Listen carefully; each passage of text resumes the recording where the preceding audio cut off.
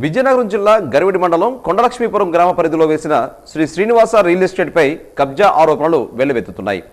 తప్పుడు పత్రాలు సృష్టించి తమ భూములను ఆక్రమించి లేఅవుట్ వేసి అమ్మకాలు జరిపినట్లు సత్తారు పాపయ్య ప్రజా సమస్యల పరిష్కార వేదికలో జిల్లా కలెక్టర్కు ఫిర్యాదు చేశారు. ఈ ఫిర్యాదుపై పరిశీలనకు వెళ్లిన ఎంఆర్ఓ బంగారాజు ఇరు పార్టీలు ఇచ్చిన పత్రాలను పరిశీలించారు. ఈ సందర్భంగా తహసీల్దార్ మాట్లాడుతూ ప్రభుత్వ రికార్డుల ప్రకారం ఇరు పార్టీల సమక్షంలో భూమి కొలతలు వేశామని అన్నారు. ప్రభుత్వ రికార్డులు ఎలా ఉన్నాయో చదివి వినిపించామని తెలిపారు. రియల్ ఎస్టేట్ యాజమాన్యం ఇంకా కొన్ని డాక్యుమెంట్స్ సమర్పించవలసి ఉందని వాటిని కూడా పరిశీలించి రిపోర్టు తయారు చేస్తామని అన్నారు. అయితే రియల్ ఎస్టేట్ యాజమాన్యానికి తాము ఎటువంటి భూములు అమ్మలేదని, వారు నకిలీ డాక్యుమెంట్ సృష్టించి తమ భూములు లాగేసుకున్నారని గ్రామస్తులు వాపోతున్నారు.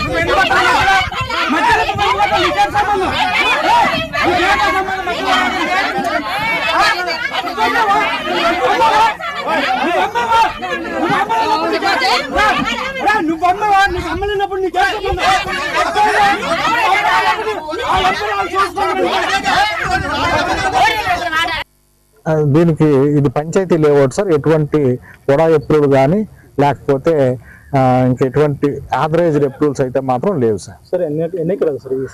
ఇది శ్రీనివాస లేఅవుట్ అంటే దగ్గర దగ్గర ఒక 30 ఎకరాల వరకు విస్తరించి ఉంది సార్. ఎంతమంది గమనిస్తారు సార్ ఈ లేఅవుట్ నుంచి? చాలా ఎక్కువ మంది ఉన్నారు సార్. దగ్గర ఒక 300-400 మెంబర్స్ పైన. పంచాయతీ అప్రూవల్ తప్ప ఇతర లేఅవుట్ లేవు, ఇతర పర్మిషన్ లేవు సార్.